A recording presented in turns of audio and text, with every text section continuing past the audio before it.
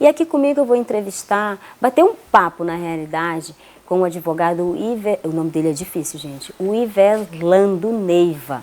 Eu acertei? Seja bem-vindo ao Ponto de Vista, boa noite. Acertou. Boa noite, Nara. Boa noite a todos os nossos telespectadores que estão aí acompanhando este programa. E já para começar, eu quero que o senhor conte um pouquinho quem é o Iverlando, né? E o que ele faz. Certo. Eu sou o Iverlando Neiva, tenho 33 anos, sou advogado, concluí o meu curso de Direito aqui em Porto Velho, fui criado no interior do estado de Rondônia, na cidade de Cerejeiras, e vim para Porto Velho no ano de 2007, iniciar a minha faculdade, concluí a faculdade em Porto Velho e estou seguindo vida e seguindo carreira aqui em Porto Velho. Sou especialista em Direito Constitucional e Direito Administrativo. Fui candidato a deputado federal nas eleições de 2022. Alcançamos aí marca de 10.991 votos. Hoje nós somos segundo suplente de deputado federal no Partido União Brasil. Foi o partido que mais elegeu deputados federais e deputados estaduais nas eleições de 2022, aí ao lado do coronel Marcos Rocha, que foi o nosso candidato a governo, eleito, e que tem feito um excelente trabalho aí pelo nosso estado de Rondônia. Eu ia perguntar para o senhor mesmo, né? Se o senhor se candidatou nas últimas eleições de 2022, né? E isso demonstrou aí o seu interesse, né, em contribuir com a sociedade. Mas qual a sua avaliação? Isso, eu sempre fui muito apaixonado pela política, sempre gostei muito de estar envolvido e sempre quis fazer a minha parte também pelo desenvolvimento de Rondônia, fazer a minha parte como cidadão rondoniense, já nascido aqui nesse estado.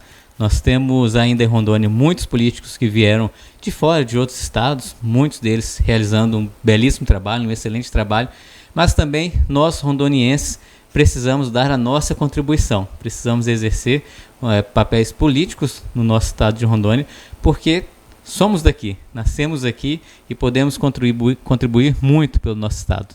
Gente daqui, né, já conhece o estado, já conhece a nossa capital e fica mais fácil, né? Sim, exatamente. E aí eu busquei estudar direito para entender melhor como que funciona a legislação brasileira, entender melhor sobre as leis e poder aplicar esses conhecimentos também na vida pública. Por exemplo, uma das bandeiras que nós defendemos muito durante a campanha é a atualização da nossa legislação, principalmente da legislação tributária. Hoje, nós brasileiros pagamos uma enorme tributação. Nós somos praticamente extorcidos quando se refere à tributação, que a gente contribui com o governo no sentido geral da nação. Mas isso em Rondônia ou no Brasil? Não, eu falo isso no Brasil todo, né? Porque nós temos uma tributação altíssima, bastante opressora, nós pagamos tributos em cima de tudo. Por exemplo, a média da tributação em cima da nossa alimentação gira em torno de 22% do mercado. Mas nós pagamos tributo em cima do combustível, em cima da propriedade do carro, em cima da propriedade da nossa casa. Inclusive teve uma polêmica recente aqui em Porto Velho com o aumento do IPTU. Alguns lugares, algumas casas tiveram um aumento de 300% a 500%. E aí fica a grande dúvida, será que a rua da minha casa ela teve uma melhora de 300% a 500% de um ano para o outro? Como é que está a drenagem em frente à minha casa? O tributo que eu estou pagando é compatível com o serviço público que está sendo prestado para mim? Como é que está a segurança na rua da minha casa, na minha quadra? Eu preciso morar num condomínio para eu ter segurança ou eu posso morar numa rua que tranquilamente que eu tenho segurança? Como é que está a iluminação na frente da minha casa? Tem essa iluminação? Tem asfalto? Tem rede de esgoto? Hoje mesmo, essa semana, saiu uma matéria que Porto Velho é uma das capitais com uma das menores redes de esgoto do Brasil. E isso é bastante triste para o pagador de imposto, porque o nosso imposto ele é obrigatório. Nós não conseguimos fugir do nosso imposto. Não e aí eu já ia perguntar para o senhor se é possível, de repente, ter essa mudança, desse tanto tributo, diminuir, não sei, que faça alguma coisa que diminua esses tributos. Com certeza é possível, Tendo um governo responsável, ele vai trabalhar aí pela diminuição da carga tributária, porque tudo é uma questão de arrecadação e gasto. Se o governo está gastando muito, ele vai querer arrecadar ainda mais para poder cumprir todo aquele gasto.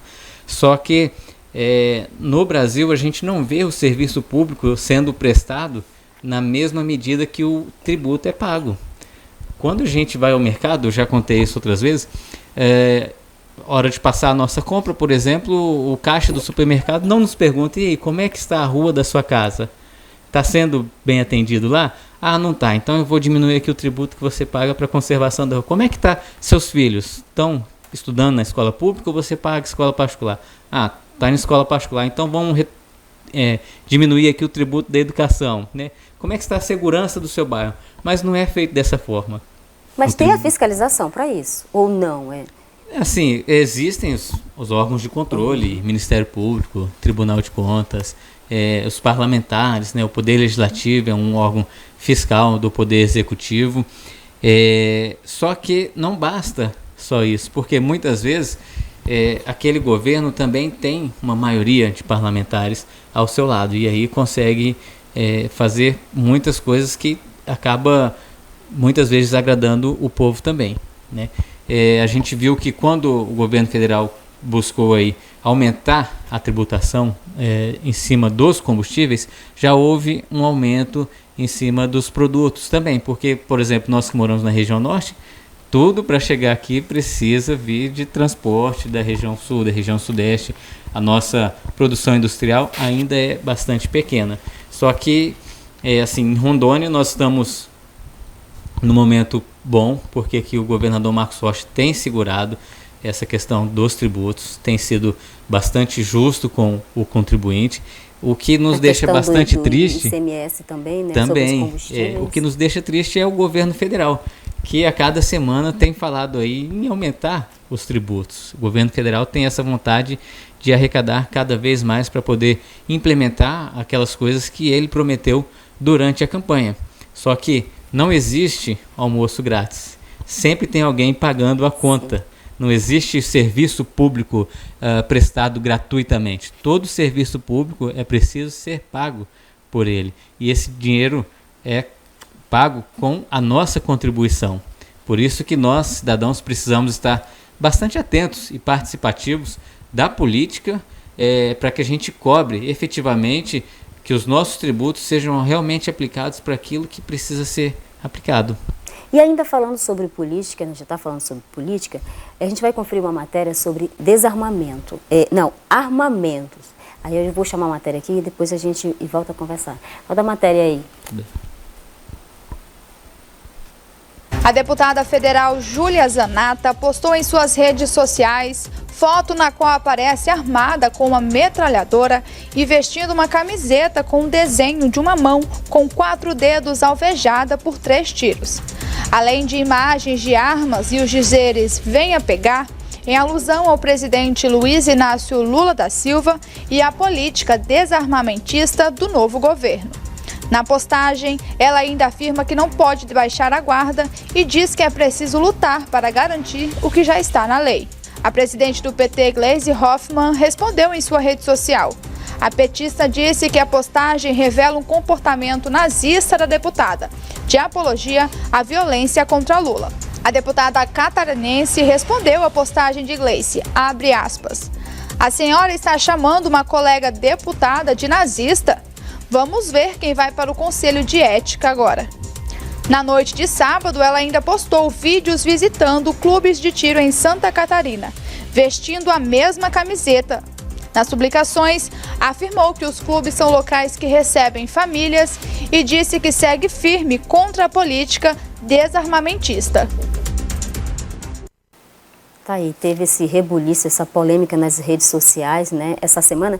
E aí eu lhe pergunto, qual a sua opinião sobre a política de armamentista, a política armamentista? No Brasil hoje tudo vira polêmica, né? Pouca coisa consegue transformar em uma polêmica muito grande. Primeiro eu vou identificar aqui a minha inclinação política, né? Eu fui um candidato defendendo a ideologia de direita, sou um candidato de direita, sou cristão. Temos aí um pensamento liberal em relação à economia. Pensamos que é necessário estimular e dar liberdade para o empreendedor trabalhar. E também somos bastante liberais em relação à questão das armas. Entendemos que o cidadão de bem, tem o direito de se defender. Ele tem o direito de portar sua arma, obedecidos os critérios da lei, que não são poucos critérios, são critérios bastante rigorosos. E o cidadão de bem que preencher os requisitos determinados na lei poderá portar a sua arma para poder se defender. E a gente vê que não existe, por exemplo, critérios para o bandido usar a sua arma. Não existe essa regulação, não tem como ter isso.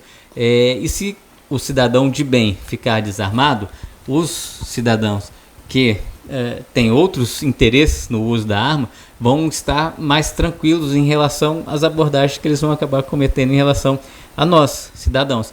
Acontece que muitas vezes as pessoas exageram na liberdade de expressão. E é um direito garantido na nossa Constituição também, a liberdade de expressão.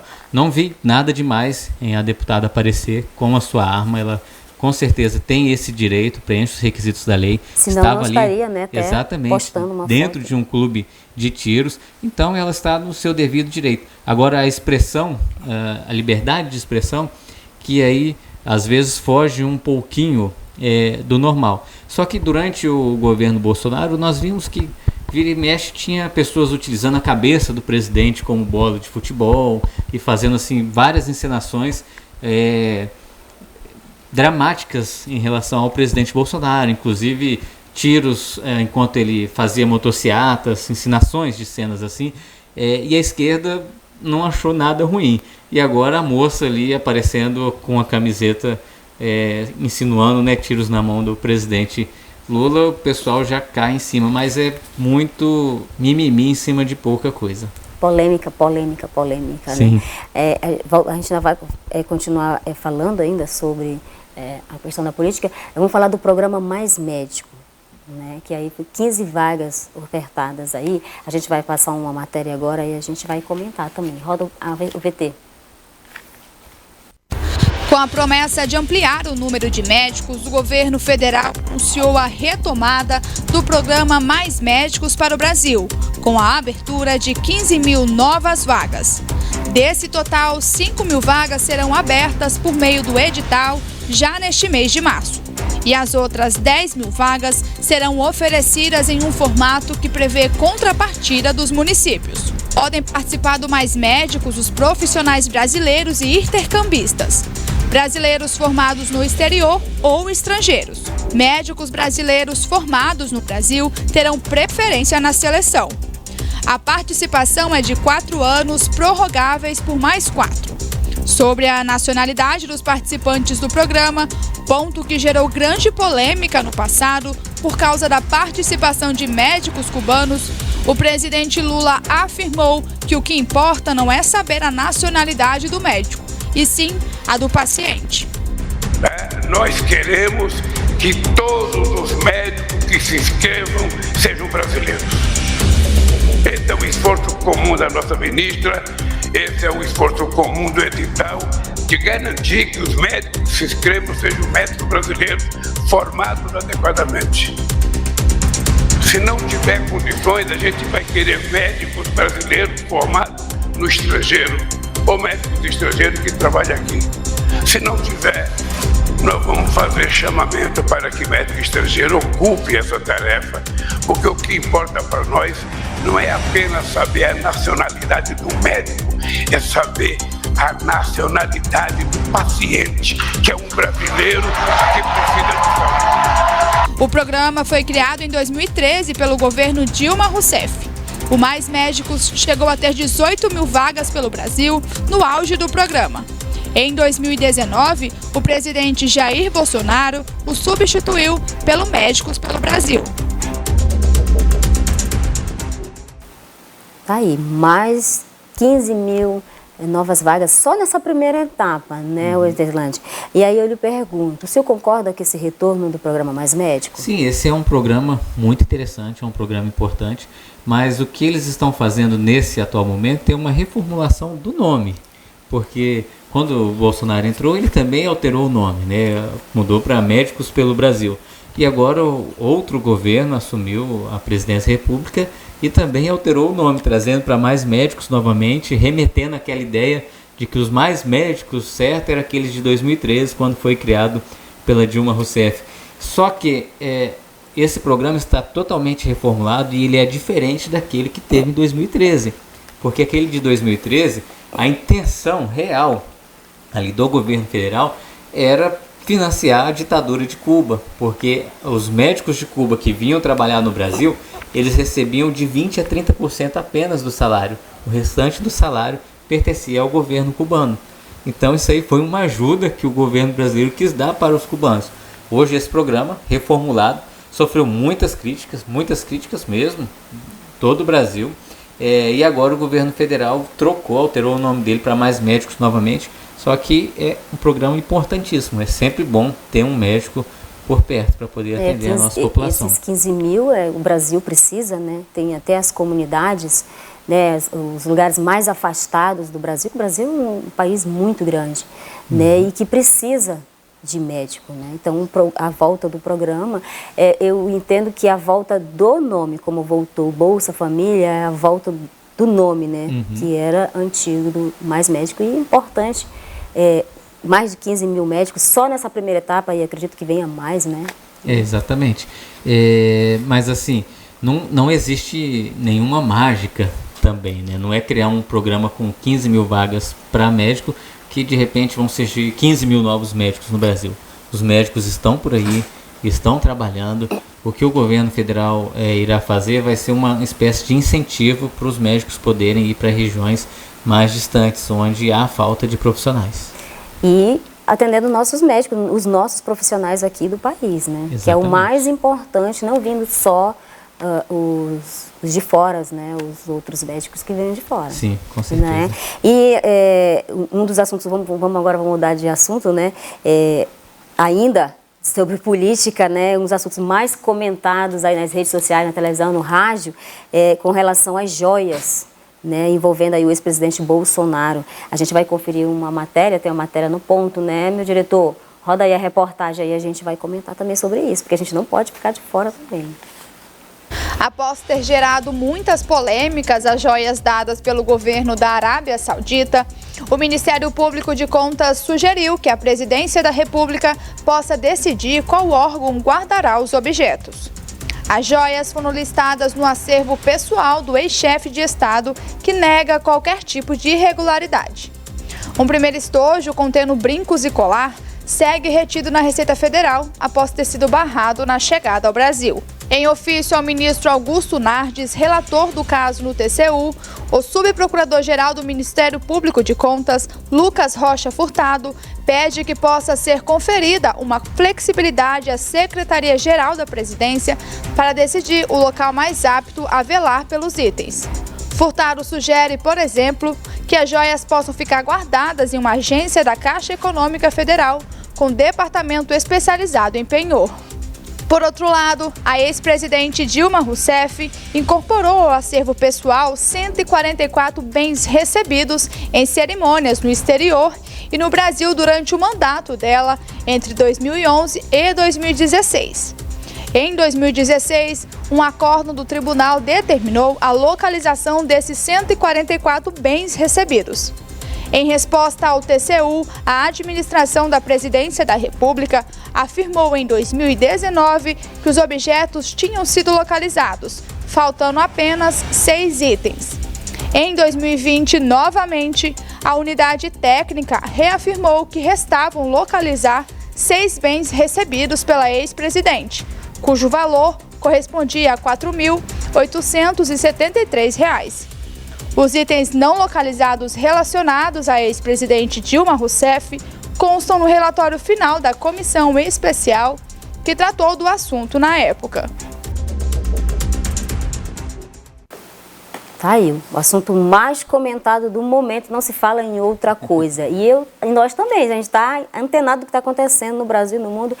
Qual é o seu ponto de vista? Sim, o engraçado é que no Brasil as coisas mudam de entendimento conforme a pessoa que está sendo julgada ou conforme a pessoa que está sendo analisada. Nós vimos recentemente, saiu vários vídeos aí nas redes sociais do presidente Lula dizendo: quando eu saí do palácio eu levei não sei quantos contêineres cheios de presentes que eu recebi até trono de um rei africano e tudo mais. Então, assim, não se tinha essa discussão antes do Bolsonaro. E aí, por conta do Bolsonaro ter recebido esses presentes, mudou-se o entendimento. Eu penso que está correto. Recebeu algum bem ali no exercício do cargo de presidente da República, isso pertence ao acervo da presidência da República. Mas por que está mudando esse entendimento somente agora com o Bolsonaro? Precisa ser justo também em relação aos outros presidentes que também ganharam presentes e ficaram para si. Se é para aplicar em relação ao Bolsonaro, vamos aplicar também em relação aos outros presidentes. Mas isso aí revela que no Brasil há bastante hipocrisia, principalmente pelo lado da esquerda, que cometeu um estelionato eleitoral muito grande nas eleições de 2022. Fez uma campanha totalmente mentirosa, com auxílio inclusive de algumas instituições de Estado. Por exemplo, por muitas vezes algumas pessoas publicavam nas redes sociais que o PT, o presidente Lula, seria favorável ao aborto. Aí tinha decisão judicial para poder tirar aquela publicidade do ar. O PT apoia a ditadura do Ortega, lá na Nicarágua. Aí tinha decisão judicial para poder tirar aquela propaganda do ar. E agora a gente vê que tudo o que foi tirado do ar na época da campanha eleitoral sobre o argumento de fake news, o PT e o governo federal têm aplicado. Por exemplo, o Brasil saiu do Tratado Internacional contra o aborto, isso já na primeira semana de mandato do presidente Lula aconteceu isso.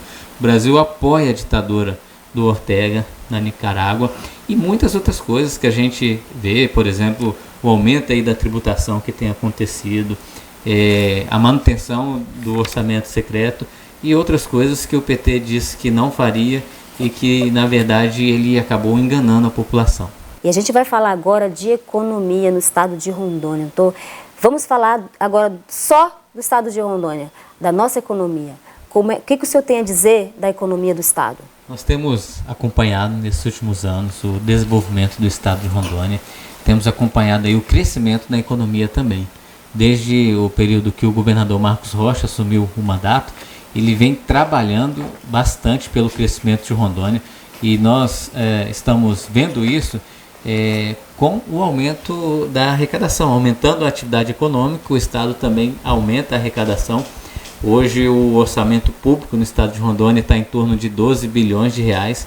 Nós demoramos aproximadamente 25 anos para chegar à cifra de 8 milhões, 10 milhões, e aí já alcançamos agora a cifra de 12 bilhões, aumentou 4 bilhões aí com o nosso governador Marcos Rocha, e a expectativa dos próximos 4 anos é que esse valor chegue a 20 bilhões. Isso aí mostra que o nosso estado de Rondônia está em pleno desenvolvimento, está crescendo muito. Nós temos andado muito por todo o estado e a gente vê que as estradas no estado de Rondônia são um importante fator para o escoamento da produção agrícola, principalmente no Cone Sul do estado de Rondônia, onde a produção de soja e a produção de milho é muito forte. E o governador Marcos Rocha está asfaltando uma estrada que liga Corumbiara até o município de Parecis, já na zona da mata. Está encurtando em média de 200 quilômetros. A pessoa não vai precisar mais passar pela BR-364 para chegar na zona da mata, vai conseguir passar ali por dentro do Cone Sul, facilitando o escoamento da produção. E a gente vê que precisa desse trabalho e desse incentivo do poder público para que a produção do nosso estado de Rondônia aumente cada dia mais.